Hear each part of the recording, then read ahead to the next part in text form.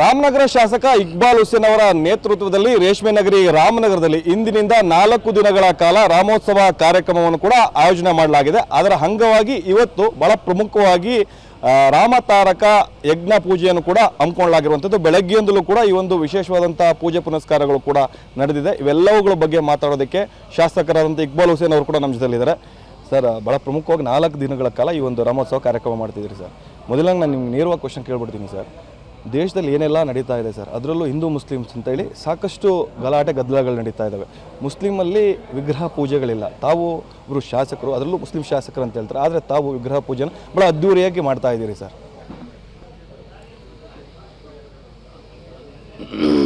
ಇವತ್ತು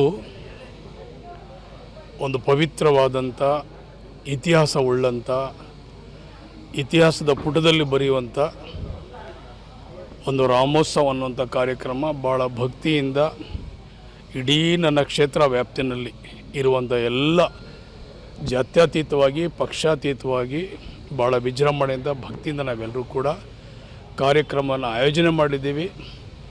ಇವತ್ತು ಅದರ ಪ್ರಯುಕ್ತ ರಾಮತಾರಕ ಯಜ್ಞ ಅಂಥೇಳಿ ಮುಂದಕ್ಕೆ ನಾವು ಮಾಡುವಂಥ ಕಾರ್ಯಕ್ರಮಗಳಲ್ಲಿ ಯಾವುದೇ ಕೂಡ ವಿಘ್ನ, ಯಾವುದೇ ಕೂಡ ಲೋಪ ದೋಷ, ಯಾವುದೇ ಕೂಡ ಅಡೆತಡೆ ಏನು ಆಗಬೇಡದು, ಎಲ್ಲರೂ ಕೂಡ ಸುಖಸುಗಮವಾಗಿ ನಡೀಲಿ ಅಂಥೇಳಿ ನಾವು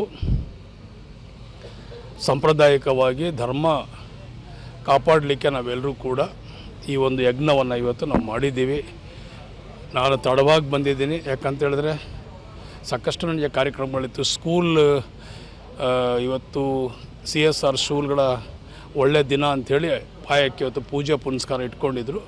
ಆದರೂ ಕೂಡ ನಮ್ಮ ಎಲ್ಲ ಮುಖಂಡರುಗಳು ಇವತ್ತು ನನ್ನ ತಾಯಂದಿರು ಎಲ್ಲರೂ ಕೂಡ ಭಾಳ ಭಕ್ತಿಯಿಂದ ಈ ಒಂದು ಯಜ್ಞ ಕಾರ್ಯಕ್ರಮವನ್ನು ಮಾಡಿದ್ದಾರೆ. ಇದಕ್ಕೆ 101 ಜನ ಅರ್ಚಕರು ಎಲ್ಲರೂ ಕೂಡ ಬಂದು ಭಾಳ ಭಕ್ತಿಯಿಂದ ಕಾರ್ಯಕ್ರಮವನ್ನು ಮಾಡಿದ್ದಾರೆ. ನೋಡಿ, ತಾವೊಂದು ಪ್ರಶ್ನೆ ಕೇಳಿದ್ರಿ, ಹಿಂದೂ ಮುಸ್ಲಿಂ ಅನ್ನೋದಲ್ಲ, ಜಗತ್ತಿನಲ್ಲಿ ದೇವನೊಬ್ಬನೇ ಇರೋದು, ಆದರೆ ನಾಮ ಹಲವು ಅಷ್ಟೆ. ನಾವು ಅವನಿಗೆ ಬೇಕಾದಷ್ಟು ರೀತಿಯಲ್ಲಿ ನಾಮದಲ್ಲಿ ರಾಮ ರಹೀಮ ಅಂಥೇಳಿ ನಾವು ಬೇರೆ ಬೇರೆ ರೀತಿಯಲ್ಲಿ ನಾವೆಲ್ಲರೂ ಕೂಡ ಪೂಜಿಸ್ತೀವಿ. ನಾವೆಲ್ಲರೂ ಕೂಡ ನಾವು ಎಲ್ಲ ಧರ್ಮವನ್ನು ನಾವು ಗೌರವಿಸಬೇಕು. ನಾವು ಎಲ್ಲ ಧರ್ಮಗಳನ್ನು, ಎಲ್ಲ ಜನರನ್ನು ನಾವೆಲ್ಲರೂ ಕೂಡ ಗೌರವಿಸಬೇಕು. ಆ ಒಂದು ನಿಟ್ಟಿನಲ್ಲಿ ಒಬ್ಬ ಜನಪ್ರತಿನಿಧಿಯಾಗಿ, ಈ ಕ್ಷೇತ್ರದ ಒಬ್ಬ ಸೇವಕನಾಗಿ, ಒಬ್ಬ ಶಾಸಕನಾಗಿ ನನ್ನ ಕರ್ತವ್ಯ, ನಾನು ಎಲ್ಲ ಧರ್ಮಗಳನ್ನು ನಾನು ಗೌರವಿಸಬೇಕು. ಎಲ್ಲರ ಜೊತೆಲೂ ಕೂಡ ಅವರ ಮಗನಾಗಿ, ಅವರ ತಮ್ಮನಾಗಿ, ಸೋದರನಾಗಿ ಮತ ಯಾವ ರೀತಿ ನಾನು ಯಾಚನೆ ಮಾಡ್ತೀನಿ, ಅದೇ ರೀತಿ ನನ್ನ ಸೇವೆ ಕೂಡ ಅದೇ ರೀತಿ ಇರಬೇಕು. ಇದು ನಮ್ಮ ಅಭಿಲಾಷೆ, ಆಸೆ. ಸರ್, ರಾಮನಗರ ಅಂದ ತಕ್ಷಣ ರಾಮನ ನೆನಪು ಬರುತ್ತೆ. ರಾಮದೇವ್ರ ಬೆಟ್ಟ, ರಾಮ ವನವಾಸದ ಕಾಲದಲ್ಲಿ ಬಂದಿದ್ದ ಅಂತ ಅವನ ಹೆಸರಲ್ಲೇ 4 ದಿನಗಳ ಕಾಲ ರಾಮೋತ್ಸವ ಮಾಡ್ತಾ ಇದ್ದಾರೆ. ರಾಮನ ಜಪ ಮಾಡ್ತಾ ಇದ್ದಾರೆ. ಯಾಕಾಗಿ ರಾಮೋತ್ಸವ ಹೊಸ ಒಂದು ಕಾರ್ಯಕ್ರಮಕ್ಕೆ ರಾಮನಗರದಲ್ಲಿ ನಾಂದಿ ಆಡಿದ್ದೀರಿ? ನೋಡಿ, ಇಲ್ಲಿ ಸಾಕಷ್ಟು ಇತಿಹಾಸ ಸಾಕ್ಷಿ ಗುಡ್ಡಗಳು ನಮ್ಮ ಎದುರಿಗೆ ಇದೆ.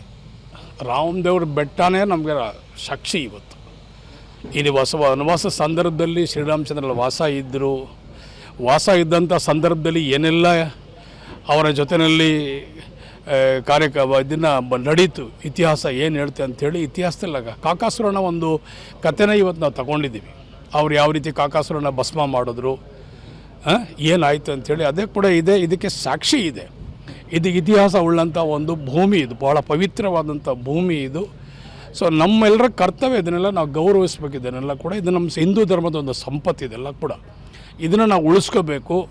ಮುಂದೊಂದು ದಿವಸದಲ್ಲಿ ನಮ್ಮ ಯುವ ಪೀಳಿಗೆಗೆ ನಾವೆಲ್ಲರೂ ಕೂಡ ಇದನ್ನು ತಿಳಿಸ್ಬೇಕು. ರಾಮ ಏನು, ರಾಮದೇವ್ರ ಬೆಟ್ಟ ಏನು, ಯಾತಕ್ಕೋಸ್ಕರ ನಾವೆಲ್ಲ ಕೂಡ ಮಾಡಬೇಕಂಥೇಳಿ ಇಂದಿನ ಮಕ್ಕಳಿಗೆ ನಾವೆಲ್ಲರೂ ಕೂಡ ಒಂದು ಆದರ್ಶವಾಗಿ ನಿಂತ್ಕೊಂಡ್ರೆ ಮಾತ್ರ ಮುಂದಕ್ಕೆ ಇವೆಲ್ಲ ಹಿಂದೂ ಧರ್ಮದ ಸಂಪತ್ತನ್ನು ಉಳಿಸ್ಕೊಳ್ಳೋಕ್ಕೆ ಸಾಧ್ಯ. ಸೊ ಆ ಒಂದು ನಿಟ್ಟಲ್ಲಿ ನಾವೆಲ್ಲರೂ ಕೂಡ ಇವತ್ತು ಏನೆಲ್ಲ ರಾಮನದಲ್ಲಿ ನಾವೆಲ್ಲರೂ ಕೂಡ ಮಾಡಬೇಕು, ಇದೆಲ್ಲ ನಮ್ಮ ಕರ್ತವ್ಯ ಅಂಥೇಳಿ ಮಾಡೋಕ್ಕೆ ಅದೊಂದು ರಾಮೋತ್ಸವದ ಒಂದು ಉದ್ದೇಶ.